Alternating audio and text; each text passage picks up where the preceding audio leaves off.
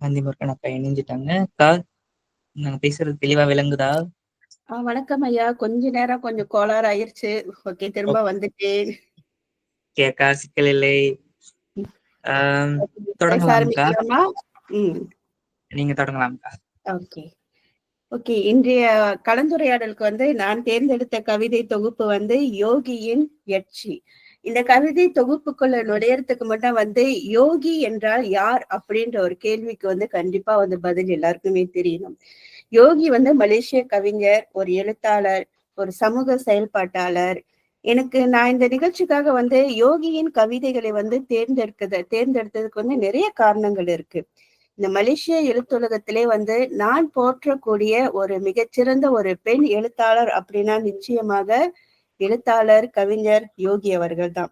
எங்க 2 பேருக்கும் ஒரே வயது அப்படின்றதா இருந்தாலும் 2 பேருக்குள்ள அந்த அனுபவங்கள் அப்படின்னு பார்க்கும் பொழுது யோகி என்னை விட பல மடங்கு இந்த சமுதாயத்தின் மீதோ, இந்த சமுதாய சிக்கல்கள் மீதோ எழுத்துலகத்திலே அந்த அனுபவங்கள் முற்றிலும் ஒரு மாறுபட்ட அனுபவம் கொண்டவர். அவரு எனக்கு யோகி அப்படின்னு சொன்னாலே ஒரு துணிச்சல் அப்படின்னு தான் ஞாபகம் வரும். நல்ல ஒரு துணிச்சல் மிக்க பெண் அவரு. அவர் அவர் கூட பேசி பழகுறவங்களுக்கு தெரியும் யோகி என்றால் எப்படி அவங்க இருப்பாங்க, அவங்களுடைய துணிச்சல் எப்படி இருக்கும், அவங்களுடைய கருத்துக்கள் எப்படி இருக்கும், தன்னுடைய எந்த ஒரு கருத்துக்களையும் எங்கேயுமே முன் வைப்பதற்கு தயங்க மாட்டாங்க. அந்த அளவுக்கு ஒரு சிறந்த ஒரு எழுத்தாளர் அவர்கள். இந்த ஒடுக்கப்பட்ட சமூகத்தை பத்தி, ஒடுக்கப்பட்ட மனிதர்களை பத்தி, அவங்களுடைய வாழ்வியலை பத்தி அதிகம் பேசக்கூடியவர். அவர் ஒரு கட்டமைப்புக்குள்ள வாழ விரும்பாதவர். அதனால்தான் யோகி என்றாலே ஒரு சுதந்திரமானவள் அப்படின்ற ஒரு பார்வை நிச்சயமாக நிறைய இருக்கும். எப்படின்னா அவருடைய அந்த சுதந்திரத்துக்குள்ள யாருடைய தலையீடும் இருக்காது, யாருடைய குறுக்கீடும் இருக்காது. அவருடைய பாதையில அவர் போகும் பொழுது ஒரு சுதந்திர பெண்ணாகவே நடப்பார். அதனால்தான் இந்த பெண்ணியம் சார்ந்த எழுத்துக்கள் அப்படின்னு வரும் பொழுது யோகியின் படைப்புகள் ஒரு தனித்துவமான ஒரு படைப்பாக தான் இருக்கும். இத்தனைக்கும் யோகி திருமணமானவர், ஒரு குழந்தைக்கு தாயும் கூட.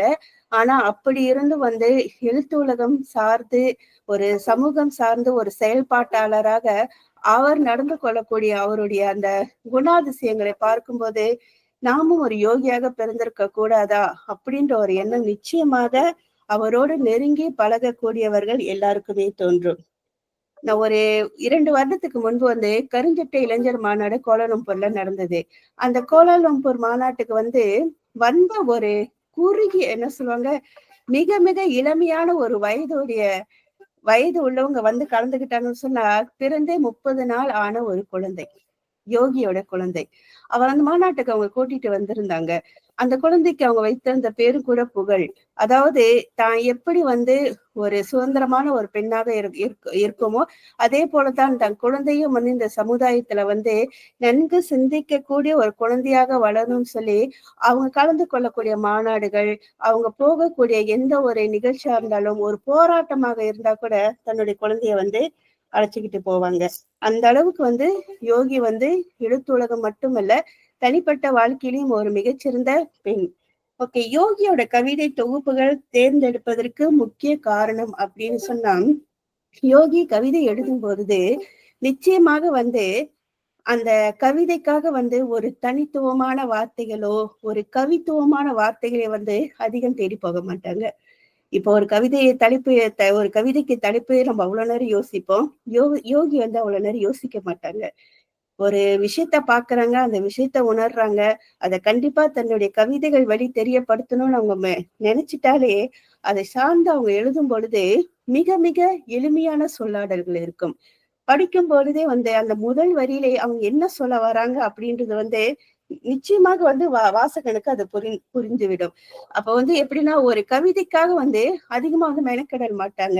ஏன் அவங்க மெனக்கடல் மாட்டாங்கன்றத இந்த எட்சி கவிதை தொகுப்பு மட்டும் இல்ல, இன்னொரு கவிதை தொகுப்பு இருக்கு, பெயர் மறந்துட்டு. அந்த தொகுப்பிலையும் இது போன்ற கவிதை, அதாவது எளிமையான அந்த கவிதைகள் அதிகம் நீங்க பார்க்கலாம். எளிமையான சொற்களை கொண்ட கவிதைகள்.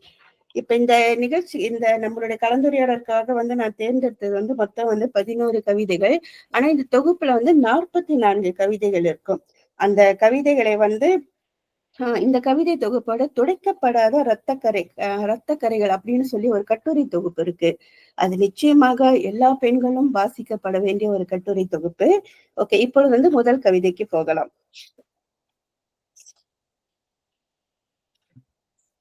ஓகே, இந்த முதல் கவிதை நான் வரைபவனின் மனைவி. ஓகே, யோகியின் கணவர் அப்படின்னு பார்த்தோமா ஓவியர் சந்துரு, நிச்சயமா அது பலருக்கு தெரிஞ்சிருக்கும். அப்போ ஒரு ஓவியருடைய மனைவியாக இந்த கவிதையை வந்து அவங்க எப்படி புனைஞ்சிருக்காங்க அப்படின்னு பார்க்கும் பொழுது எனக்கு வந்து ரொம்ப பிடிச்சிருந்தது. ஏன்னு சொன்னா ஒரு பெண்ணுடைய சுயம், ஒரு பெண்ணுடைய அடையாளத்தை பத்தி வந்து இந்த கவிதையில அவங்க பேசியிருக்காங்க. நான் வரைபவனின் மனைவி. வரைபவனின் மனைவியை வரைபவனின் மனைவி என்றே அழைக்கிறார்கள்.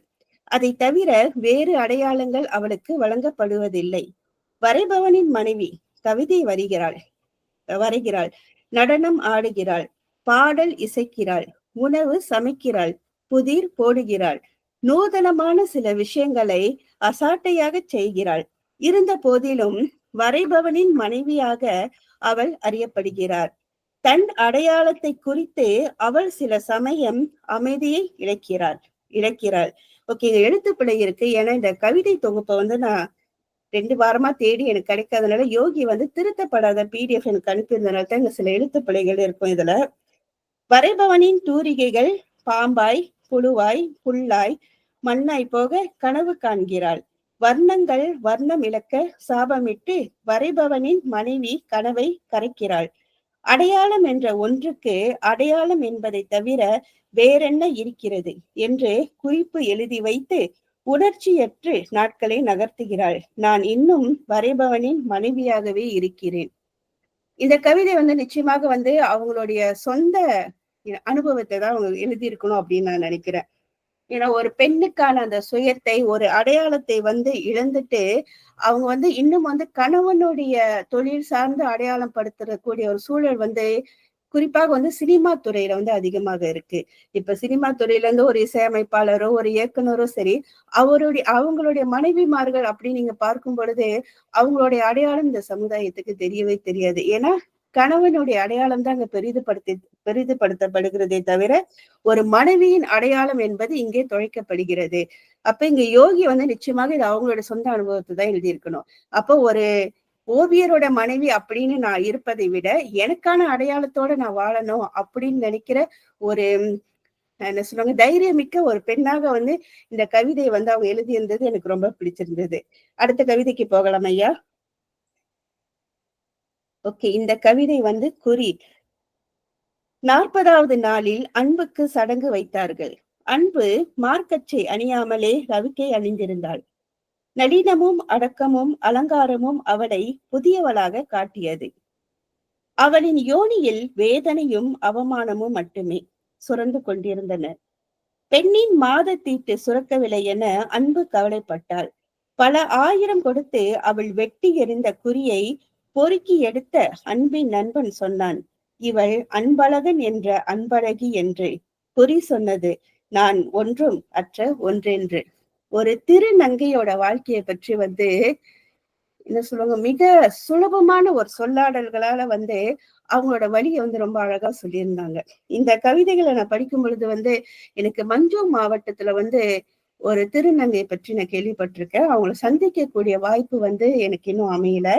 அவங்க வந்து அரசாங்க மருத்துவமனையில வேலை செய்யறாங்க. அங்க வந்து ஒரு ஊழியரா வேலை செய்யும் பொழுது அவங்க வந்து ஆண் உடையதான் அணியணும் சொல்லி அப்படின்னு அவங்க அங்க நிச்சயமாக ஒரு ஆண் உடை அணியணும். ஒரு திருநங்கைனா எந்த உடை அணிகிறது அப்படின்ற ஒரு கேள்வி இருக்கு.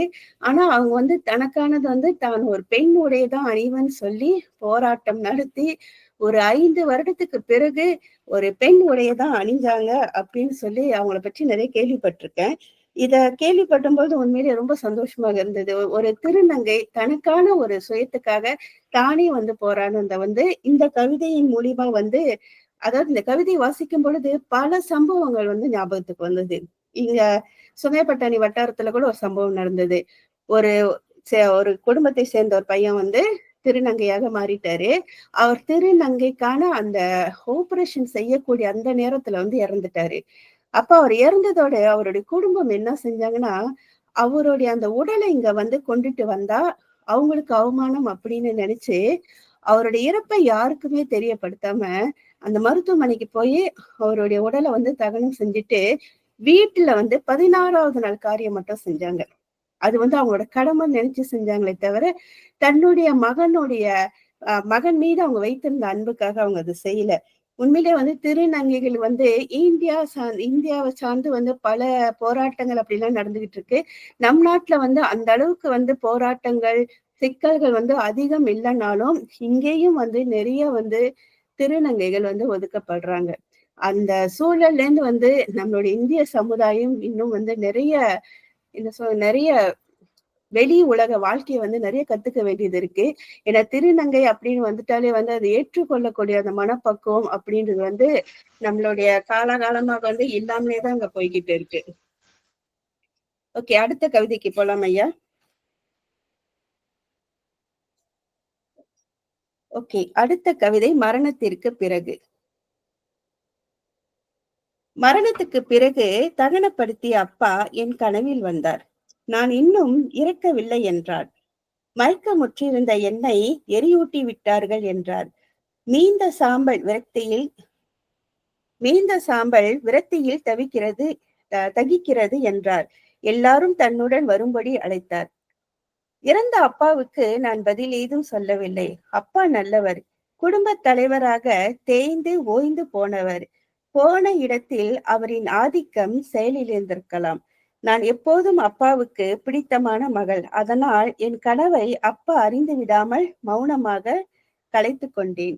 இந்த கவிதை வாசிக்கும் பொழுது மரணத்துக்கு பிறகு ஒரு தந்தை வந்தார், அவ்வளவுதான விஷயம் அப்படின்னு வந்து நினைக்க தோணல.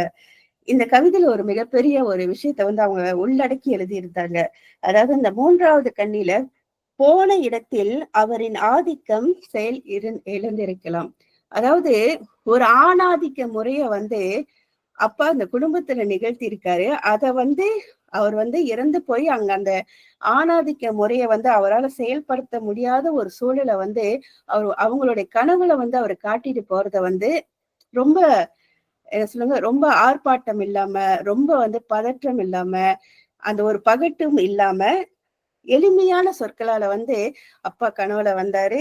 அவர் வந்து போன இடத்துல வந்து எல்லாரும் என் கூட வந்துருங்க அப்படின்னு வந்து கூப்பிட்டாரு அப்படின்னு வந்து சுலபமா சொல்லிட்டாங்க. ஆனா அங்க இருக்கக்கூடிய விஷயம் என்னன்னா ஆணாதிக்க முறை. ஆணாதிக்க முறைன்னு சொன்னாலே வந்து பெண்களுடைய அடக்குமுறை அங்க தானாக வருகிறது. யோகியோட பதிவுகள் அப்படின்னு எடுத்துக்கிட்டாலே வந்து இந்த ஆணாதிக்கம், அடக்குமுறை, அப்புறம் பெண்கள் மீது திணிக்கப்படும் வன்முறைகள் இதெல்லாம் வந்து அதிகம் வந்து எதிர்த்து போராடக்கூடியவர். அதனால்தான் வந்து அவருடைய கவிதைகள்ல வந்து இந்த கவிதை வந்து ஒரு ஆணுடைய ஆணாதிக்க முறைய வந்து ஒரே வரியில எளிமையா காட்டிட்டு மத்த வரிகள் எல்லாம் வந்து ஒரு அழகான ஒரு சம்பவமாக வந்து அவங்க கோத்து கொடுத்துட்டாங்க. இந்த கவிதையை வாசிக்கும் பொழுது வந்து இப்ப என்னுடைய கணவர் மன்னிக்கணும், என்னுடைய தகப்பனார் தவறி வந்து ஒரு 7 மாதம் ஆகிறது.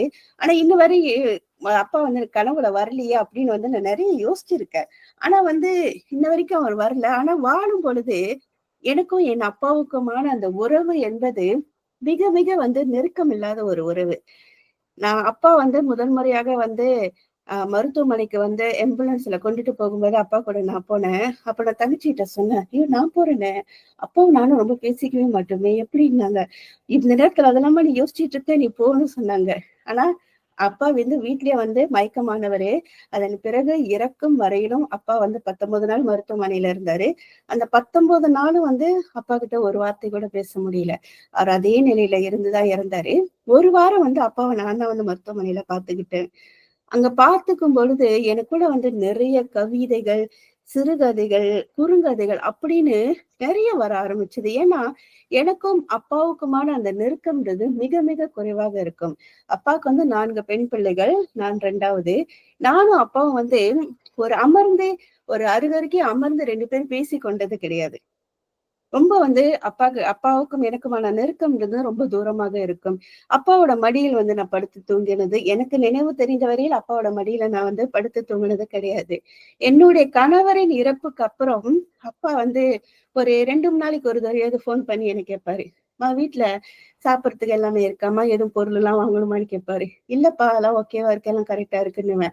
நான் கரெக்டா இருக்குன்னு சொன்னா கூட அப்பா நம்ப மாட்டாரு. வருவாரு வீட்டுக்கு வந்துட்டு அப்படியே என்கிட்டயே பார்த்துட்டு சமையலாறு பக்கம் அப்படியே பார்த்துட்டு என்னென்ன இருக்கு எல்லாத்தையும் அவரே பார்த்துட்டு, வீட்டுல இது இல்லம்மா இதை வாங்கிருமா அப்படின்ட்டு என்கிட்ட பணம் இருந்தா கூட அவர் கொடுத்துட்டு போவாரு.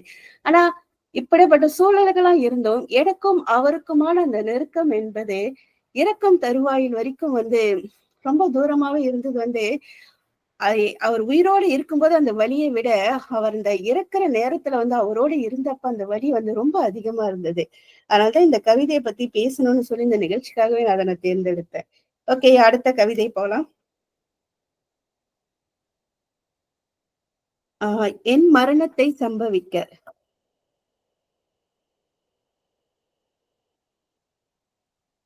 இல்ல இன்னும் முன்னுக்கு இருக்கு.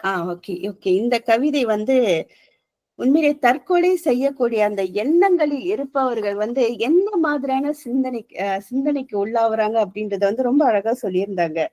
பெரும்பாலும் வந்து தற்கொலை செய்யணும்னு நினைக்கிறவங்க வந்து ஒரு மிகப்பெரிய போராட்டத்தை சந்தித்த பிறகுதான் அந்த தற்கொலைக்குள்ளாகுறாங்க.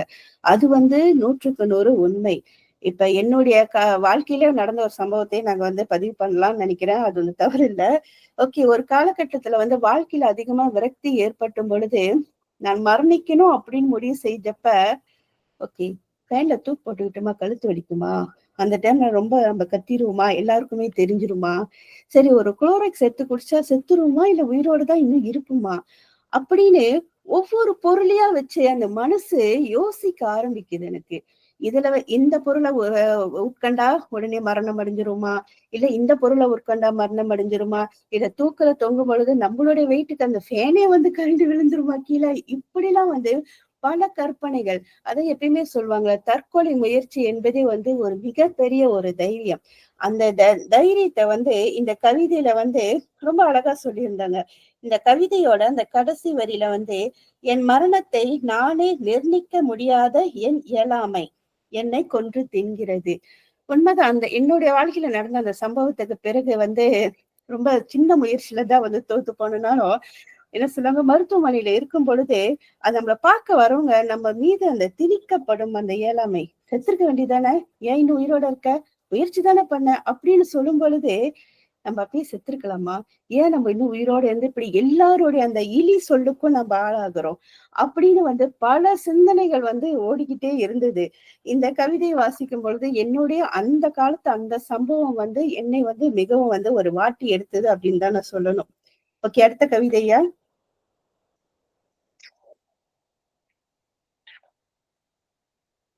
ஓகே, யோகியோட இந்த கவிதை தொகுப்போட பேரே வந்து யட்சி தான். ஏன்னா அவங்க வந்து அதிகமா வந்து இந்த இயற்கை வளங்களை பத்தி வந்து அதிகமா பேசக்கூடியவங்க. அதனாலதான் வந்து அவங்களோட இந்த தொகுப்புக்கு வந்து யட்சின்னு பெயர் சூட்டி அந்த ஆஹ் கவிதை தொகுப்போட முகப்பு படமும் உண்மையிலே எனக்கு அது ரொம்ப பிடிச்சிருந்தது. நீயே வடிவமைத்த இந்த உலகத்தில் நான் நிலமாக இருந்தேன். என்மேல் நீ அத்தனை வன்முறைகளையும் செலுத்தினாய். அடுத்தடுத்து நீ உழுத நிலத்தில் நானே விதையானேன், பயிரானேன், அறுவடையானேன், உனக்கு உணவானேன். ஒவ்வொரு முறையும் விதவிதமான வன்முறைகளை சந்திக்க வைத்தாய்.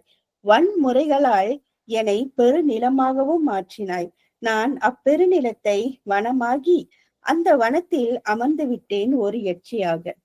இது வந்து இயற்கையின் மீது நிகழ்த்தப்படும் ஒரு தீவிரவாத தன்மையை தான் வந்து இந்த கவிதை தொகுப்புல வந்து அவங்க கொடுத்திருக்காங்க. இந்த கவிதை மட்டுமல்ல, இந்த இயற்கையின் மீது உள்ள தீவிரவாதம் சம்பந்தப்பட்ட இன்னும் ஒரு சில கவிதைகள் வந்து இந்த தொகுப்புல இருக்கு. யோகி வந்து இந்த மாதிரியான ஒரு, அதாவது இயற்கை சம்பந்தப்பட்ட விஷயங்கள்ல வந்து அதிகம் வந்து அக்கறை எடுத்துக்கொள்ளக்கூடியவர். அதனாலதான் வந்து இந்த கவிதை தொகுப்புல வந்து இந்த கவிதையை சேர்த்தது மட்டும் இல்லாம இது சம்பந்தப்பட்ட நிறைய கவிதைகள் வந்து இந்த தொகுப்புல வந்து நான் பார்த்தேன். ஓகே, அடுத்த கவிதைக்கு போலாமியா. அடுத்த கவிதை ஒரு நாள்.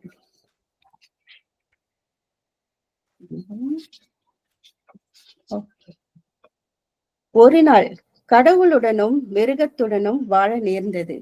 மிருகம் என்னை ஓயாது துன்புறுத்தும் போதெல்லாம் கடவுள் மௌனமாக அமர்ந்திருப்பார். கடவுளின் மௌனம் மிருகத்திற்கு பிடித்து என்னை தின்னவும் ஆரம்பித்தது. அப்போதெல்லாம் கடவுள் பரிதாபமாக சிரிப்பார். ஒரு முறை முற்றிலும் பக்தி அறுபட மீந்திருந்த உயிரோடு கடவுளை தேடினேன். வெடிச்சிரிப்போடு மிருகம் ஏப்பம் விட்டது. எனது துயரமெல்லாம் கடவுளை யாராலும் காப்பாற்ற முடியவில்லை என்பதுதான். கடவுளுக்கே நேர்ந்த ஒரு சோதனையாக வந்து இந்த கவிதை இருந்தது. ஆனா இந்த கவிதை வந்து பல கோணத்துல வந்து வச்சு பார்க்க தோணுது. எப்படின்னா, ஒரு கடவுள் மனிதராக, அதாவது ஒரு மனிதன் படும் துன்பங்களை வந்து ஒரு கடவுள் பார்த்து கொண்டிருக்கிறார் அப்படின்னு கூட இந்த கவிதை கொண்டுட்டு போலாம். அப்படி இல்லைனாலும் ஒரு பெண் வந்து திருமணமான பிறகு அவள் படக்கூடிய அந்த துன்பங்கள், அதாவது இப்போ ஒரு சில பெண்கள் வந்து திருமணமானா ஒண்ணு கணவன் கொடுமைக்காரனாகவோ இல்ல மாமியார் கொடுமைக்காரங்களோ அந்த மாதிரி அமைந்து விட்டு அவங்களோட வாழ்க்கை வந்து எந்த அளவுக்கு வந்து சீரழிந்து போகும் அப்படின்றது இந்த கவிதையில வந்து உணர முடிஞ்சது. ஆனா இந்த கவிதை தொட்டு ஒரு சம்பவம் எனக்கு ஞாபகம் வந்தது. இங்க அதாவது என்னுடைய சிறுகதைகளுக்காக பெரும்பாலும் வந்து ஒரு சில பேர்கிட்ட வந்து உண்மை சம்பவங்களை வந்து நான் அதிகம் கேட்பேன். ஆனா அது பெரும்பாலும் வந்து என்கிட்ட பேசுறவங்க யாரை பற்றிய தகவல் வந்து நான் வெளியில சொல்ல மாட்டேன். அப்ப அவங்க ஒரு விஷயம் எனக்கு சொன்னாங்க. அந்த குடும்பத்துல வந்து திருமணமான ஆரம்பத்துல வந்து கணவன் வந்து அவங்கள நல்லா பார்த்தாராம். எந்த ஒரு பிரச்சனைகளும் இல்லாம இருக்குமா. அப்புறம் போக போக கணவருக்குள்ள வந்து அதிகம் சந்தேகத்தன்மை இருக்குன்னு தெரிஞ்சுக்கிட்டு இவங்களே வந்து சிலரிடம் வந்து பேசுறத குறைச்சுக்கிட்டு வீட்டுக்கு யாராவது ஆண்கள் வந்தாலும் உடனே ஏந்தி உள்ள போயிருவாங்களாம். இப்படி இவங்க வந்து தனக்குத்தானே ஒரு வட்டத்தை போட்டு கணவருக்கு ஏற்றவாறு வாழ்ந்து கொண்டிருந்தாலும் ஒரு காலகட்டத்துக்கு அப்புறம் கணவர் வந்து அவங்களை துன்புறுத்தும் போது அதே வீட்டில் இருக்கக்கூடிய மாமியார் பார்த்துக்கிட்டு அமைதியா உட்கார்ந்துருப்பாங்களாம். அப்ப அவங்க சொன்னாங்க, ஒரு முறை வந்து கணவருடைய அராஜகம் தாங்காம அவங்கள அடிச்சு இந்த ஒரு கால் பிடிச்சு இழுத்துக்கிட்டு போறாங்களாம். மாமியார் வந்து அப்படியே உட்காந்து டிவி பார்த்துக்கிட்டு இருந்தாங்களாம்.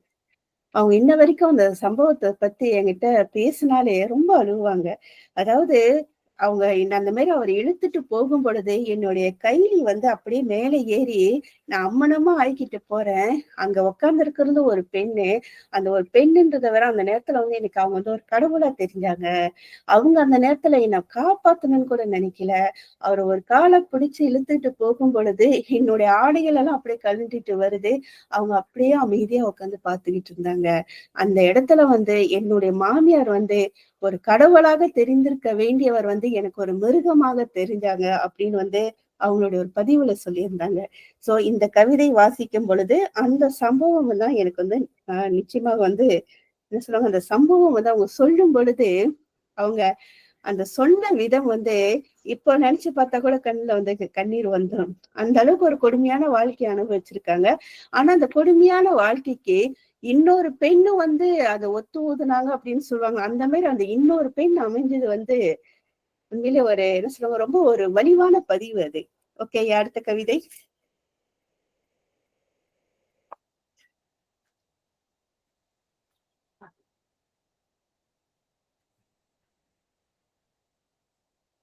அடுத்த கவிதை கருவறை. என் கருவறை.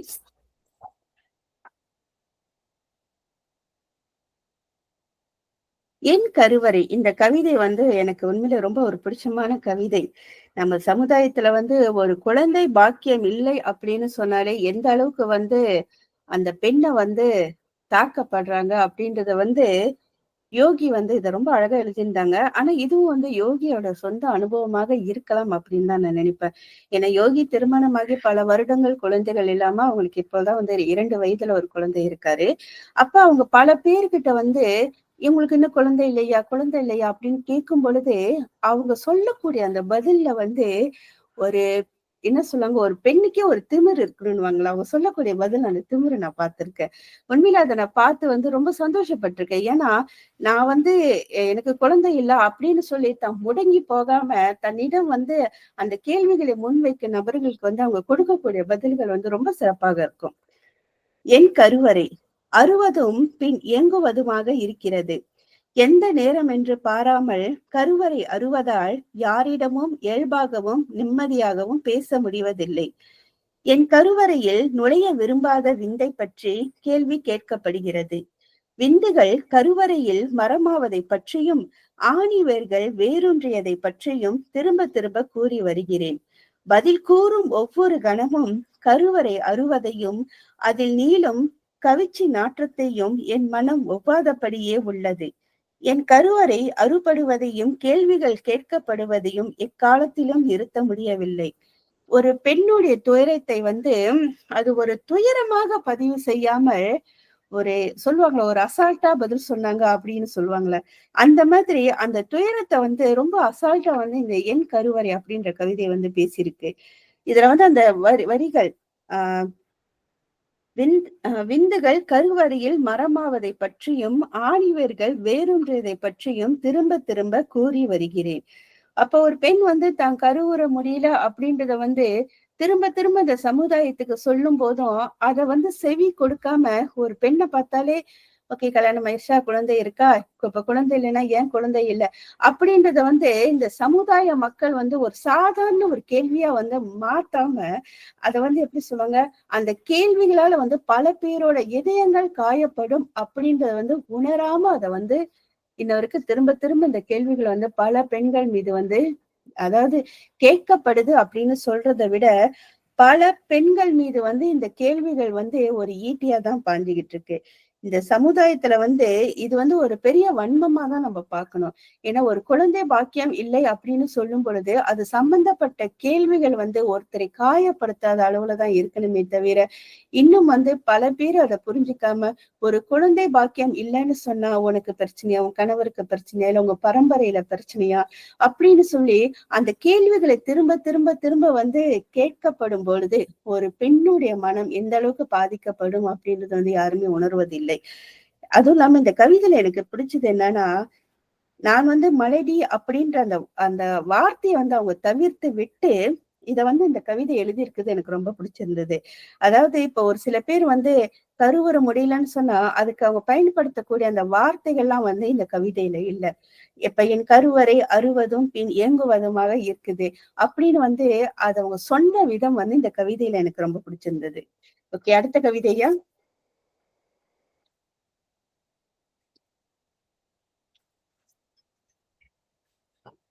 ஓகே.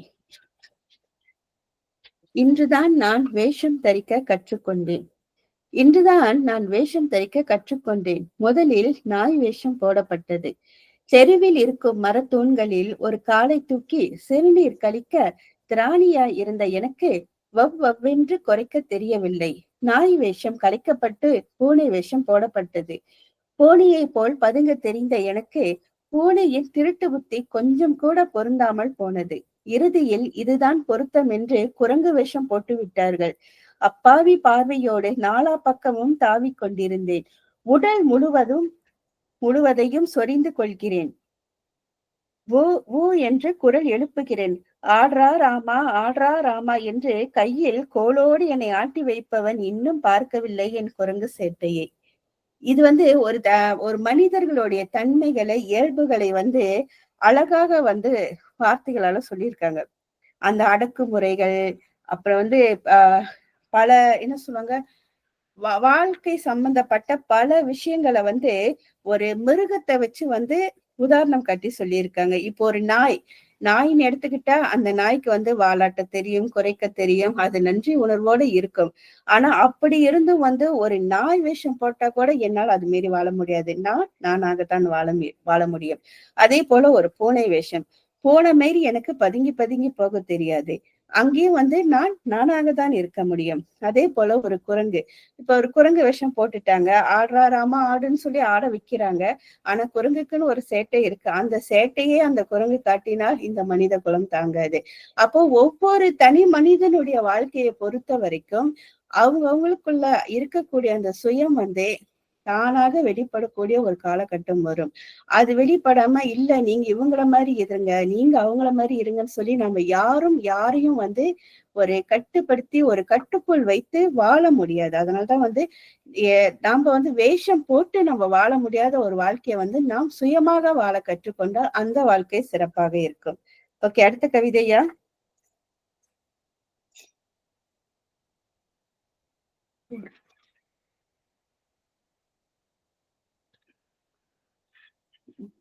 நிசப்தம்.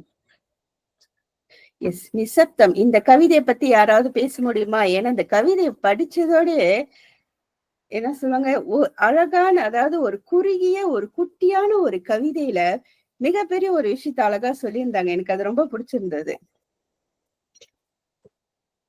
வீதியில் புணர்ந்து கொண்டிருக்கும் நாயை பார்க்கிறாள். தந்தையின் கை விரலை பற்றி சாலையை கடக்கும் சிறுமி. அப்பா, நாய் என்ன செய்கிறது? மௌனமான அப்பா, அதை பார்க்க கூடாது, தலைவலி வரும் என்றார். சிறுமிக்கு தலைவலிக்க ஆரம்பித்தது. நாயை திரும்பி பார்க்காமலே அவள் நாயை பார்த்து கொண்டிருந்தாள். ஒரு ஒரு பெண்ணுக்கு ஏற்படக்கூடிய அந்த வன்புணர்வு, ஆனா இந்த கவிதையில வந்து அவங்க ஒரு சிறுமிய வந்து குறிப்பிட்டு சொல்லியிருக்காங்க. அந்த சிறுமிய வந்து கைப்பிடித்து கூட்டிட்டு போகக்கூடியவர் வந்து அப்பா. ரோட்ல இருக்கிற ஒரு நாய் ஒரு என்னது புணர்ந்து கொண்டிருக்கும் போது அந்த நாயை பார்த்து அந்த நாய் என்ன செய்கிறான்னு அவ அப்பா கேட்கிறா. அப்பா அதை பார்க்காதன்னு சொல்றாரு. ஆனா அவ நாய் பதிலுக்கு அப்பாவை பாக்குறான் அப்படின்னு சொல்லும் பொழுது அந்த சிறுமி வந்து ஒரு வன்புணர்வால எப்படி பாதிக்கப்பட்டிருக்கிறாள் அப்படின்றது வந்து இந்த கவிதையில வந்து பார்க்க முடிந்தது. இங்க வந்து அவள் நாயை பார்த்து கொண்டிருக்கிறாள் அப்படின்னு வந்து ஒரு அப்பாவை தான் வந்து அவ இங்க வந்து அப்பாவை தான் சொல்றதா வந்து கரெக்ட், என்ன சொல்லுவாங்க, தெளிவா புரியுது. இந்த வன்புணர்வு அப்படின்ற இந்த சம்பவம் வந்து வாழ்க்கையில வந்து பெண்களுக்கு வந்து என்ன சொல்லுவாங்க, நிச்சயமாக கடந்து போக வேண்டிய ஒரு சூழல் தான் இருக்கும் பொழுது இன்னும் வந்து பல இடங்களில் வந்து இந்த வன்புணர்வு சம்பவங்கள் நடந்து கொண்டுதான் இருக்கு. என்னுடைய மணல் மூட்டை அப்படின்ற சிறுகதை வந்து உண்மையிலே நடந்த ஒரு உண்மை சம்பவம். அது ஒரு சிறுமிக்கு நடந்த ஒரு உண்மை சம்பவத்தை தான் வந்து நான் மணல் மூட்டை அப்படின்ற சிறுகதையை எழுதினேன். உண்மையிலேயே வந்து அந்த சிறுகதை வந்து 2 கதைகளாக வர வேண்டியது. அதான் சொல்லுவாங்க, நம்ம ஒண்ணு நினைச்சு ஒண்ணு எழுதணுமோ அது வேறொன்றாக மாறி போயிரும். அது போலதான் அந்த கவிதை வந்து அந்த சிறுகதையை வந்து நான் வேற நினைச்சு எழுதினேன். கடைசியா வந்து அந்த சிறுகதை அந்த பெண்ணுக்கு நேர்ந்த அந்த சம்பவத்தை வந்து இங்க வந்து எனக்கு அப்படியே வந்து முழுமையா எழுதி முடிக்க முடிஞ்சது. அந்த பாதிக்கப்பட்ட அந்த சிறுமி கிட்ட நான் பேசும்போது, இப்ப வந்து திருமணமாகி குழந்தைகளோட இருக்காங்க. அந்த பாதிப்புக்குள்ளான போது அந்த சிறுமிக்கு வந்து தன்னுடைய அப்பா மீதுதான் கோபம். ஏன்னா அந்த சிறுமி வந்து அப்ப அவங்க சிறுமியா இருக்கும் பொழுது அவங்க நினைச்சிருக்காங்க அந்த சம்பவம் அவங்க வாழ்க்கையில நடக்கிறது அவங்க அப்பாவுக்கு தெரிஞ்சிருக்கணும். அது வந்து குடும்ப உறுப்பினர் ஒருவரால நடப்பதை வந்து அப்பா உணர்ந்து அந்த அப்பா வந்து அமைதியாக இருந்துட்டாரு அப்படின்னு வந்து அந்த பெண் சொன்னப்ப எனக்கு உண்மை ரொம்ப வலிச்சது. ஏன்னா தன் மகளுக்கு ஒரு மிகப்பெரிய ஒரு கொடுமை நடக்குது. அந்த கொடுமையை பார்த்து ஒரு தந்தை அமைதியாக இருக்க முடியுமா அப்படின்னு கூட யோசிச்சேன். ஆனா இங்க வந்து தவறு வந்து அந்த பெண் வந்து தவறா புரிஞ்சுகிட்டாங்களா? இல்ல உண்மையிலேயே அப்படி ஒரு சம்பவம் தான் அப்பாக்கு தெரிஞ்சு அவர் அமைதியா இருந்துட்டாரா? அப்படின்றது வந்து எனக்கும் தெரியாது. ஆனா அந்த சிறுகதை எழுதி முடித்தபோது மனசு வந்து ரொம்ப அதிகமா வலிச்சது. ஏன்னா அந்த சிறுகதையில வந்து வரும்படியே வந்து அந்த அந்த பெண்ணுக்கு அந்த பிரச்சனைய கொடுத்தவர் வந்து இறுதியில வந்து தூக்குல வந்து தொங்கிருவாருன்னு எழுதியிருந்தேன். அதுவும் ஒரு நிஜ சம்பவம் தான். ஏன்னா ஒருத்தர் வந்து இதுங்க மலேசியால நடந்த ஒரு சம்பவம். அவர் வந்து சின்ன வயசா அந்த என்ன சொல்லுவாங்க, அந்த இளைஞரா இருக்கக்கூடிய காலகட்டத்துல தான் தவறு செஞ்சதை வந்து அவர் ஒத்துக்கிட்டாரு. ஆனா திருமணம் ஆகி அவருக்கு வந்து பெண் பிள்ளைகளாக இருக்கும் பொழுது அந்த தவறை உணர்ந்து அது திருந்தி வாழக்கூடிய ஒரு காலகட்டத்துல தன்னுடைய குழந்தையாலே வந்து ஒரு குற்றச்சாட்டுக்கு உள்ளாக்கும் பொழுது அதை அவரால் தாங்கிக் கொள்ளாமல் அவர் வந்து தற்கொலை செய்து கொண்டார். அப்ப அப்ப என்ன எனக்கு அந்த கதை எழுதும் போது தோணுச்சுன்னா, தான் வந்து செஞ்ச தவறு செய்யும் பொழுது அது தவறு அப்படின்னு அவரால அதை உணர முடியல. ஆனா தான் தவறு செய்யாத ஒரு காலகட்டத்துல தான் மகள் தன் மீது சுமத்தின அந்த குற்றச்சாட்டை வந்து அதை ஏற்றுக்கொள்ள முடியாமல் அந்த ஆடவர் வந்து தற்கொலை செய்துகிட்டாரு. அப்ப இந்த கதையை வந்து பற்றி முன்பு ஒரு முறை கலந்துரையாடல் செய்யும் பொழுதே இப்படி ஒரு சம்பவம் மலேசியால நடக்கிறதுக்கே வாய்ப்பில்லை அப்படின்னு சொல்லியிருந்தாங்க. பேசின வந்து 2 பேர் சொன்னாங்க. இப்ப வந்து நம்மளை சுற்றி இருக்கக்கூடிய சம்பவங்களை வந்து நம்ம எந்த அளவுக்கு பாக்குறோன்றதுதான் வந்து நம்மளுடைய கதைகளில் கவிதைகளில் வெளிப்படும். இப்ப யோகியோட கவிதைகள்ல வந்து நிறைய வந்து ஒடுக்கப்பட்ட மக்களை பற்றி, அப்புறம் இந்த என்ன சொல்லுங்க, இந்த பழங்குடி மக்களை பற்றி கூட நிறைய வந்து கட்டுரைகள்லாம் எழுதியிருக்காங்க. ஏன் அவங்க அதெல்லாம் வந்து செய்யும் பொழுது அதை நம்ம படிச்சாதான் வந்து அதுக்கு அந்த என்ன சொல்லுவாங்க, அந்த ஒடுக்கப்பட்ட மக்களை பற்றியோ சமூகத்தை பற்றியோ நம்ம தெரிஞ்சுக்கிட்டா மட்டும்தான் இந்த சமுதாயத்துல இருக்கக்கூடிய பல சிக்கல்கள் தெரியும். இன்னைக்கு வந்து ஒரு சில பேர் வந்து இந்த எழுத்துலகத்துக்காக வந்து புத்தகங்களை மட்டுமே வாசிக்க கூடியவர்களாக இருக்காங்க. புத்தகங்களை மட்டுமே நம்ம வாசிச்சுக்கிட்டு இருந்தோம்னு சொன்னா நிச்சயமாக நமக்கான அனுபவம் என்பது வந்து கிடைக்காது. நம்ம வந்து பல சம்பவங்களை வந்து இதை பற்றி வந்து தேடி படிக்க வேண்டும். நிறைய வந்து கட்டுரைகள் வாசிக்க வேண்டும்.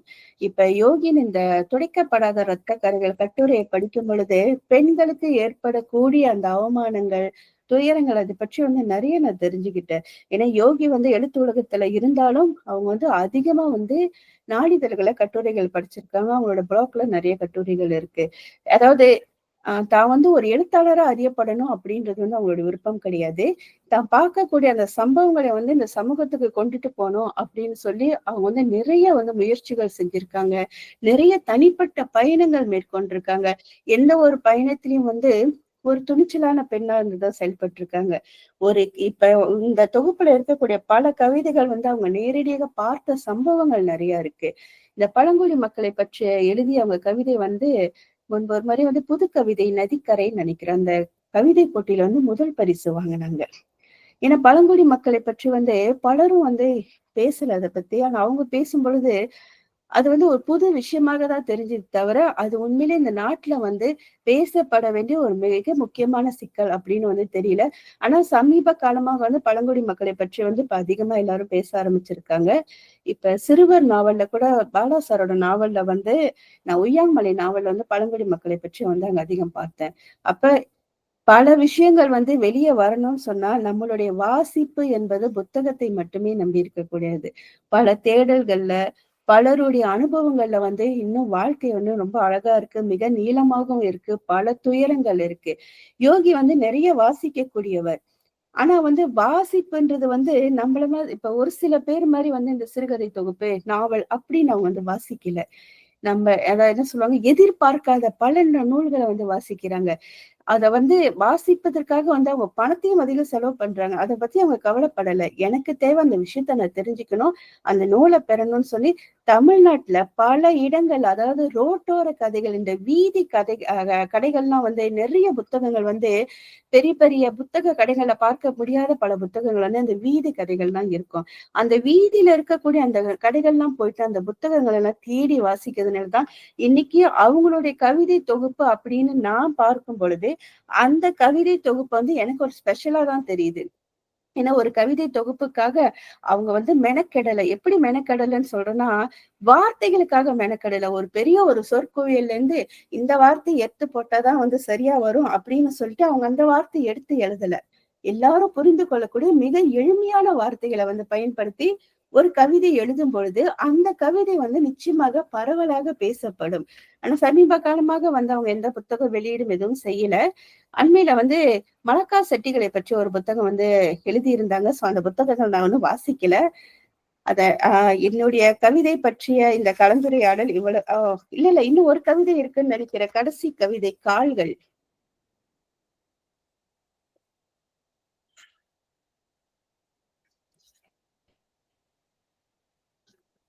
எஸ் இந்த கால்கள் கவிதை வந்து அதாவது ஒரு பெண் வந்து தனக்கானவ மட்டும்தான் தன்னுடைய சுயத்துக்காகவ அப்படின்றத வந்து ரொம்ப அழகா வந்து இந்த கவிதைகள் வந்து அவங்க சொல்லியிருந்தாங்க.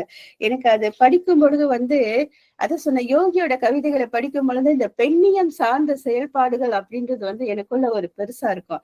இந்த கால்கள் அப்படின்ற கவிதைகள் படிக்கும் பொழுது இப்ப அண்மையில் கடந்த மாதம் நடந்த சம்பவம் என்னை வந்து ரொம்ப தாக்கியது. கடந்த மாதம் வந்து மாதர்ஸ் டே அன்னைக்கு எனக்கு ஒரு பரிசு கொடுக்கப்பட்டது. என் குழந்தைகள் அல்ல, என் நண்பரின் தாயார் கொடுத்தாங்க. ஒற்றை கால் கொலுசு. அந்த ஒற்றை கால் கொலுசு என் கால்ல நான் அணிந்த அந்த கணம் எனக்குள்ள ஒரு பெரிய பாரத்தை கொடுத்தது. நான் கால்ல அணிந்துகிட்டு நான் படுக்கும் பொழுதோ, நான் நடக்கும் பொழுதோ, ஏதோ ஒரு பாரத்தை கொண்டுட்டு வந்து என்னுடைய கால்ல வச்சுட்டாங்க. அத வந்து நான் நடந்து கடந்து போக முடியல அப்படின்னு அந்த கால் கொலுசு வந்து தானாக கழண்டு வரைய என்ன அன்பாக ஒரு பரிசு எனக்கு கொடுத்துட்டாங்க. அந்த கொலுச வந்து நான் கழட்டி எப்படி வைக்கிறதுன்றது வந்து ரொம்ப யோசிச்சேன். ஆனா அந்த கால் கொலுசு தானாக கழண்டு விழும் வரை நான் அதை எடுக்கல. ஆனா அந்த நேரத்துல எனக்கு எழுந்த ஒரு கவிதை. ஆனா அந்த கவிதையை வந்து நான் எழுதல. எனக்கு ஒரு பெரிய அதிசயம் உண்மையிலே ஆச்சரியம்னு சொல்லலாம். என்னுடைய தங்கை மகள் 5ஆம் படிக்கிறாங்க. அப்ப அவங்க என்ன கேட்டாங்க, "என்னம்மா அதிசயமா கால்ல கொலுசு போட்டிருக்கீங்களேன்னாங்க." "இல்லம்மா எனக்கு பரிசா கொடுத்தது. ஆனா எனக்கு அத்தல போட்டதுலேருந்து எனக்கு ஏற்பட்ட உணர்வுகள பத்தி நான் உங்ககிட்ட பேசினேன். அந்த கால் கொலுசு எனக்கு ஒரு பாரமா தெரியுது. எனக்கு வந்து என்னுடைய சுயத்த வந்து கட்டுப்படுத்துற மாதிரி இருக்கு." அப்படின்னு நெறைய விஷயங்கள் பேசினேன். ஆனா நான் பேசின விஷயங்கள் எல்லாத்தையும் உள்வாங்கிட்டு போனவங்க, அவங்க அத பத்தி எதுவும் யோசிச்சிருக்க மாட்டாங்கன்னு நான் நினைக்கும் பொழுது, "ஒற்றை கால் கொலுசு" அப்படின்னு ஒரு கவிதை எழுதி எனக்கு அனுப்புனாங்க. அந்த கவிதைய படிச்சுட்டு, நான் சொன்னேம்மா, இந்த குடும்பத்துல வந்து யாருமே எழுத்தாளரா வரமாட்டாங்க அப்படின்னு நெனச்சேன். ஆனா, என்னுடைய அனுபவத்தை கேட்டு, அந்த அனுபவத்தின் மூலமாக ஒரு கவிதை நீங்க எழுதியிருக்கீங்க. எனக்கு உண்மையில அந்த கவிதை படிக்கும் பொழுது, ஒரு பெண்ணுக்கான அந்த சுயம் வந்து அந்த கவிதையில எனக்கு அதிகமா தெரிஞ்சது. ஆனா, அந்த கவிதை பற்றி அதிகமா சொல்ல முடியல. ஏன்னா, அவங்க ஒரு போட்டிக்கு அனுப்பியிருக்காங்க. ஆனா, இந்த கவிதை ரொம்ப அருமையா இருந்தது. "எப்படிம்மா அந்த மாரி வார்த்தைகள்லாம் நீங்க தேடி போட்டீங்க?" அப்படின்னு நான் கேட்டேன். ஏன்னா, அந்த கவிதையில வந்து அந்த கவிநயமான வார்த்தைகள், கவித்துவமான வார்த்தைகள் அப்படிலாம் ஒண்ணும் இல்ல. என்னுடைய அனுபவத்த கேட்டுட்டு, ரொம்ப எளிமையான சொல்லாடல் தான் எழுதியிருந்தாங்க. எனக்கு அது படிக்கும் பொழுதெல்லாம் வந்து ரொம்ப ஆச்சரியமாக இருந்தது. எழுத்துத் துறையில அதிகம் ஆர்வம் இல்லாத ஒரு மாணவி, திடீரென்று ஒருவரின் அனுபவத்தை கேட்டு ஒரு கவிதை இப்படி எழுதி அனுப்பும் பொழுது, எனக்கு அது ஒரு மகிழ்ச்சியாக இருந்தது. இந்த கால்கள் அப்படின்றது வந்து எனக்கு அந்த கவிதை தான் ஞாபகப்படுத்தியது. ஓகே. இதோட என்னுடைய கலந்துரையாடலை முடித்துக் கொள்கிறேன். வாய்ப்பு உள்ளவர்கள் யோகியின் புத்தகங்களை கண்டிப்பா அவசியம் வாசிங்க. அதோட அவங்களோட கட்டுரைகள் வந்து அவங்களோட ப்ளாக்ல இருக்கும். இப்ப சிபில் கார்த்திகேசு அப்படின்ற ஒரு வரலாற்று பெண்மணிய பற்றி மலேசிய இலக்கிய உலகம் வந்து அறிந்து கொள்வதற்கு ஒரு முக்கிய காரணம் யாருன்னு கேட்டா, நிச்சயமாக யோகி தான். உலக பெண்கள் தினத்துக்காக அநேகமா நினைக்கிறேன் 2008 13 தெரியல. பெண்கள் தினத்துக்காக ஆசிரியர் ஒரு நாளிதழுக்கு ஒரு கட்டுரை கேட்டிருக்காங்க. அதுக்கு நான் யார பத்தி எழுதுறது அப்படின்னு வந்து தன்னுடைய சீன நண்பரோடு பேசிக்கிட்டு இருக்கிறப்ப, ஏன் உங்களுக்கு சிவில் கார்த்திகேசன் இருக்காங்க, அவங்கள பத்தி எழுதலாமேன்னு சொல்லும் பொழுது, அந்த பெயரை முதன் முதலாக யோகி அப்பொழுதுதான் கேட்டார். அப்ப சிவில் கார்த்திகேஸ்வா அப்படின்னு. அதன் பிறகு வந்து தமிழ் மொழியில தேடும் பொழுது அவரை பற்றி வந்து மலக்கா முத்துகிருஷ்ணன் ஐயா எழுதியிருந்த ஒரு சின்ன பதிவு தான் இருந்ததுன்னாங்க. ஆனால் சீன மொழியிலும், ஆங்கில மொழியிலும் அவங்கள பற்றிய அதிகமான பதிவுகள் இருந்தன. ஆனா, அந்த உலக பெண்கள் தினத்துக்காக ஒரு சின்ன கட்டுரை மட்டும் எழுதிக்கிட்டு, தன்னுடைய நண்பர் எங்களுடைய நண்பர் சிவாலெனின் கிட்ட வந்து இதை பற்றி அதிகம் கலந்துரையாடி, அந்த சிபில் கார்த்திகேசு என்பவரை மலேசியா முழுவதும் அறிமுகம் செய்ய, அதாவது ஒரு வரலாற்று பெண்மணி, கிங் ஜார்ஜ் அவார்ட் வாங்கின மலேசியாவோட முதல் பெண்மணி அவங்க தான் அப்படின்றத வந்து இந்த நாட்டுல எல்லாருக்கும் தெரியப்படுத்துறதுக்கு சிவாலினின் தெரியப்படுத்தி இருந்தாலும் அதற்கு முக்கிய காரணமாக அமைந்தவர் வந்து யோகி தான். அந்த மாதிரி வந்து யோகியோட தேடல்கள் வந்து மிக மிக வித்தியாசமானவை. எனக்கு யோகியோட விஷயங்கள் வந்து ஒரு சம்பவம் ஞாபகத்துக்கு வருது. பெரும்பாலும் இலக்கியம் சார்ந்த நகரக்கூடிய பெண்களுக்கு இலக்கியம் இல்ல எல்லா துறைகளிலும் இருக்கு. ஏன்னா எனக்கும் அப்படி ஒரு சம்பவம் நடந்திருந்தது. அப்ப யோகிக்கு நடந்த ஒரு சம்பவம் என்னன்னா, உங்களுடைய அந்தரங்க படங்களை வந்து வெளியீடு செஞ்சிருவேன் அப்படின்னு ஒரு போன் மிரட்டல். யோகி யோசிச்சாங்க. அந்தரங்க படம்ன்றது எனக்கு என்கிட்ட தானே இருக்கணும். நான் தானே என்னுடைய தனிப்பட்ட விஷயத்த எப்படி இவங்க பொதுவுல சொல்றாங்களேன்னு. அத கண்டு எனக்கு இப்படி ஒரு பிரச்சனை வந்தப்ப நான் ஒரு நாள் முழுக்க என்னுடைய அறையில வந்து முடங்கி கிடந்தேன். ஆனா யோகி வந்து அப்படி கிடையாது. தன்னுடைய முகநூல்ல பதிவு பண்ணாங்க. என்னுடைய அந்தரங்க படங்களை நீங்க ஏன் வெளியீடு செய்றீங்க? என்னுடைய அந்தரங்கம் மிக அழகானது. அத நான் உங்களுக்கு அறிமுகப்படுத்துறேன் அப்படின்னு மிக தைரியமாக வந்து அந்த பிரச்சனைய, அந்த சிக்கல வந்து நிச்சயமாக எந்த ஒரு பெண்ணும் சமாளிக்கிறதுக்கு எவ்வளவோ யோசிச்சிருப்பாங்க. ஆனா முகநூல்ல வந்து அப்படி ஒரு பதிவே போட்டாங்க. நீங்க செய்ய வேண்டாம். என்னுடைய அந்தரங்கத்த நான் வெளிப்படுத்துறேன் அப்படின்னு சொல்லி. அந்த மாரி ஒரு துணிச்சல் மிக்க ஒரு சிறந்த பெண்மணி. அதனால தான் அவங்களோட படைப்புகள வந்து கண்டிப்பா எல்லாரும் வாசிங்க அப்படின்னு சொல்றதுக்கான முக்கியமான காரணமே அதுதான். அவங்க அந்த துணிச்சலா இருந்து அப்படி ஒரு பதிவ போட்டதுனால தான், அந்த பிரச்சனை, அந்த சிக்கல்ன்றது அன்றையோட முடிஞ்சது. இல்லன்னு சொல்லலாம். அவங்களுடைய எல்லா நடவடிக்கைகளுக்கும், எல்லா நகர்வுகளுக்கும் வந்து நான் வந்து அவங்கள பத்தி இப்படி போட்டுருவேன், இப்படி பேசிருவேன் அப்படின்னு சொல்லி சொல்லி அவங்கள மிரட்டி அவங்களுடைய அந்த நகர்வுன்றது ஒரு பெரிய தடையா இருக்கும். ஆனால் ஒரு துணிச்சலான ஒரு பெண்ணாக இருந்து அந்த சம்பவத்தை அவங்க கடந்த விதம் வந்து உண்மையிலே போற்றுதற்குரிய ஒரு பெரிய சம்பவம் அப்படின்னு தான் சொல்லணும். ஓகே. இன்றைய கலந்துரையாடலில் கலந்து கொண்ட உங்கள் அனைவருக்கும் மிக்க நன்றி.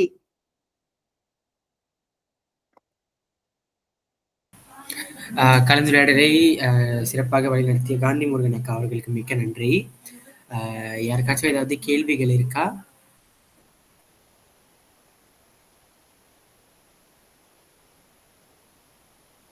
ஐயா வணக்கம்.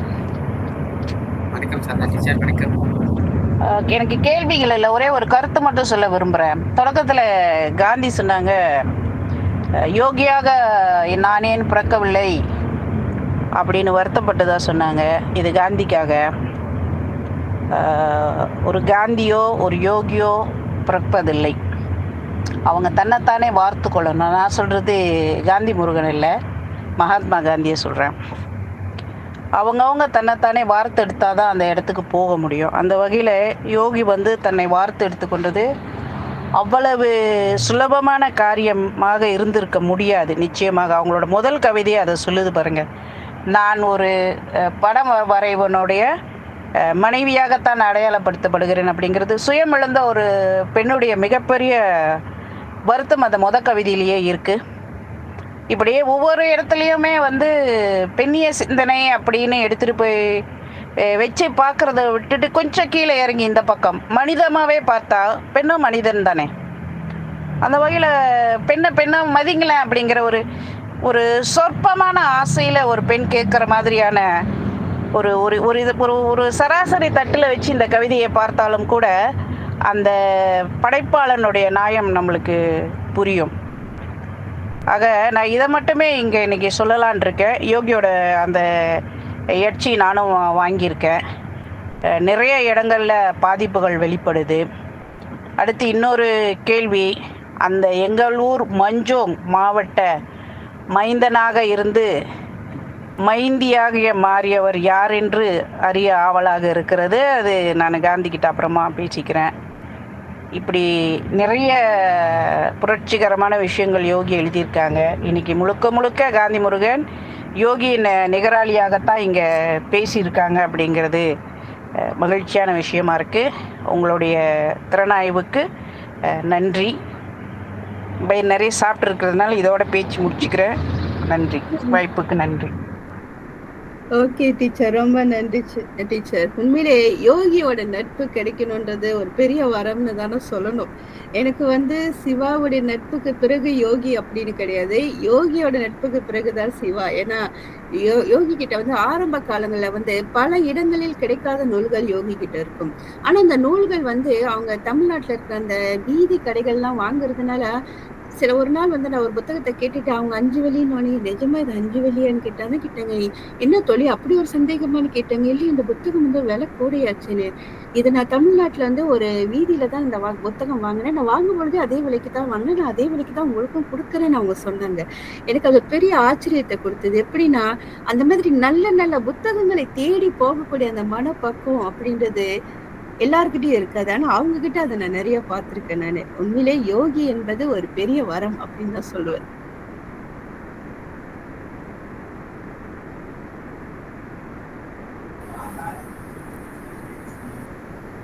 வணக்கம். வணக்கம் சார். ஓகே, பேசலாமா? தாராளமா பேசலாம். Okay okay. எனக்கு இன்டர்நெட் கொஞ்சம் இஷ்யூஸாக இருந்துச்சு, அதனால தான் சரியாக ஆரம்பத்தில் இணைய முடியல. ஸோ மாடரேட்டருக்கு நான் மன்னிப்பு கேட்டுக்கிறேன் ஐயா. ஓகே, எனக்கு ஓகே, எனக்கு என்னென்ன கருத்துனா, இது என்னோட தனிப்பட்ட கருத்து தான். எனக்கு ஆக்சுவலி இந்த கவிதைகள்லாம் படித்தோன்னே லைட்டாக தலை வலிச்சுது. ஓகே, நான் ஜெனுவினாக என்னோட ஒப்பீனியன் நான் சொல்கிறேன். எனக்கு லைட்டாக தலைவலி வந்துச்சு. என்னென்னா பெண்ணியம் சார்ந்தது தான், ரொம்ப ஹெவியா இருக்கு இதோட கதைகள். அதோட கரு ரொம்ப ஹெவியா இருக்கிற இன்னொரு பட்சத்துல முழுக்க முழுக்க ஆணை சாடுகின்ற ஒரு கவிதைகளாக இதை நான் பாக்குறேன். இது நம்ம பெண் ஆதிக்கம் ஆண் ஆதிக்கம் அதை பத்திலாம் நம்ம பேச வேண்டாம்.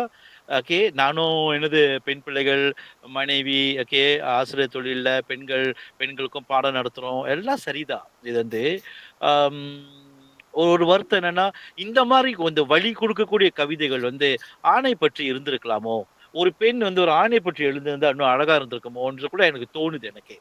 எனக்கு ரொம்ப ஹெவியா இருக்கு. இன்னொன்னு இன்னைக்கு நடந்த உரையாடல் எனக்கு அந்த எழுத்தாளரை தாண்டி அந்த யோகியின் புகழ் பாடுவது போல் எனக்கு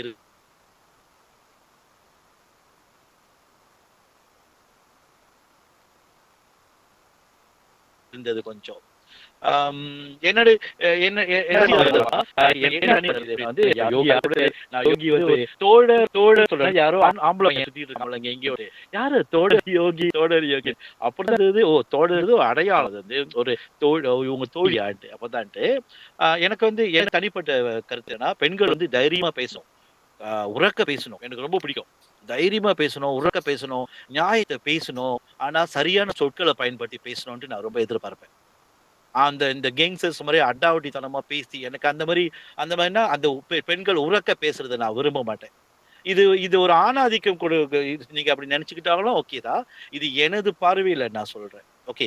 சோ ஓகே, தோழர் யோகி ஒரு பக்கம் இருக்கட்டும். அப்ப வந்து இந்த கவிதைகள் நான் படிச்சப்போ வந்து ரொம்ப ஆழமானதா இருந்துச்சு, வலி கொடுக்கக்கூடியதா இருந்துச்சு.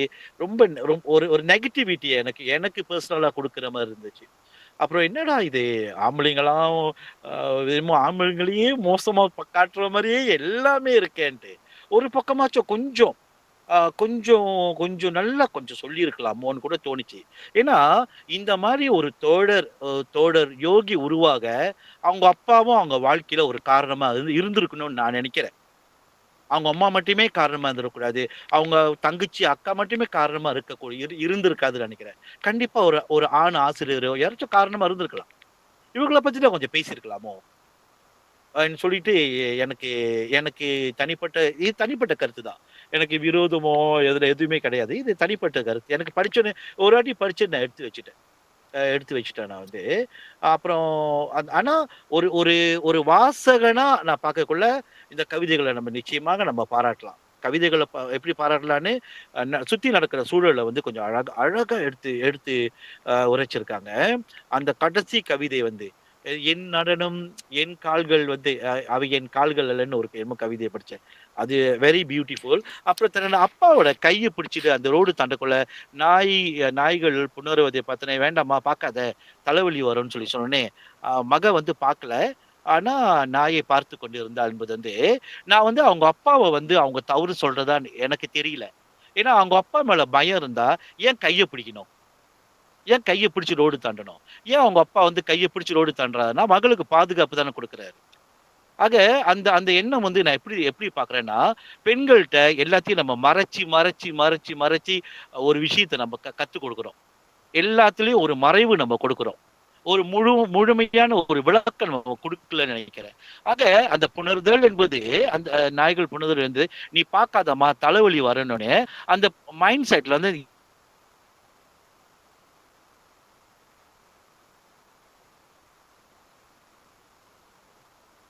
எண்ணம் போயிருச்சு. அந்த நாய்கள் புணர்வது அவங்க எண்ணத்துல அவங்க கிரியேட் பண்ண ஆக ஒரு விஷயம் அதை சொல்ல வரதா நான் நினைக்கிறேன். அது என்னோட தனிப்பட்ட கருத்து. அப்புறம் மனைவி வந்து அடையாளம். மனைவி வந்து ஒரு ஓவியக்காரன் மனைவி என்று சொல்றது வந்து அது ஒரு பெரிய ஒரு பெரிய ஒரு ஒரு ஒரு சிந்தனை தான் அது வந்து. அதாவது ஓவியக்காரன் மனைவியே அவங்க வாழ்றாங்க, அப்படியே காலத்தை கடத்துறாங்க என்பதெல்லாம் வந்து அந்த கால கவிதைகள் நினைக்கிறேன். அந்த காலத்தை ஒட்டி பேசப்பட்டதாக நினைக்கிறேன். இப்ப வந்து வந்து இவங்களோட வீட்டுக்காரரு அவங்களோட மனைவி அதெல்லாம் விஷயமே இல்லைன்னு நினைக்கிறேன். இப்பெல்லாம் வந்து இப்ப நவீன காலங்கள்ல இந்த ஒரு ஒரு ஒரு ஒரு ஒரு கரு உள்ள கவிதை வந்து அந்த அளவுக்கு எடுபடலையோ. இன்னைக்கு இருக்க நம்ம வந்து என்னது இவங்களோட மனைவிதான் சொல்ற அந்த காலம் தாண்டிடுச்சுன்னு சொல்லி நினைக்கிறேன். அந்த கவிதை வந்து கொஞ்சம் புதுமையான விஷயத்தை கொண்டு வரலன்னு சொல்லி நான் நினைக்கிறேன். அது மற்ற கவிதைகள்ல நான் படிச்சேன், எனக்கு 2 தான் இப்ப ஞாபகம் வருது எனக்கு என்று சொல்லி விடைபெறுகிறேன். நன்றி, வணக்கம்.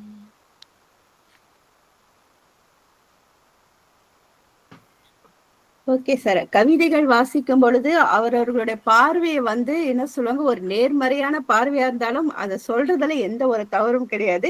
ஓகே, உங்களுடைய பார்வைகள் நீங்க கொடுத்ததுக்கு உண்மையிலேயே ரொம்ப நன்றி சார். இப்ப யோகி வந்து நிறைய இந்த ஒடுக்கப்பட்ட மனிதர்கள், இந்த அடிமையாக்கப்பட்ட மனிதர்கள் இவங்களை பற்றிலாம் வந்து நிறைய பதிவுகள் பண்ணியிருக்கிறதுனால அவங்க பார்க்கக்கூடிய அந்த விஷயங்களை வந்து நிறைய உங்க கவிதைகள்ல பார்க்கலாம். நான் வந்து அதை அப்படியேதான் பார்த்தேன் நானு. Okay sir.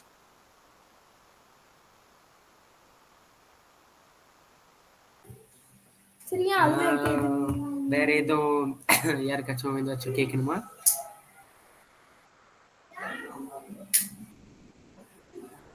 சரி, இல்லைன்னா நம்ம வந்துட்டு கலந்துரையாடலை இதோட முடிச்சுக்கலாம். கலந்துரையாட சிறப்பாக வழிநடத்திய காந்தி முருகன் அக்காக்கு மிக்க நன்றி. அனைவருக்கும் நன்றி. ஓகே, இந்த கவிதை தொகுப்பை பற்றி பேச வாய்ப்பளித்த நம்மளது கவி மூன்றில் நிகழ்ச்சிக்கு வந்து ஏற்பாட்டு குழுவினருக்கு என் நன்றியை தெரிவித்துக் கொள்கிறேன். நன்றி. நன்றி அக்கா. நன்றி அனைவருக்கும்.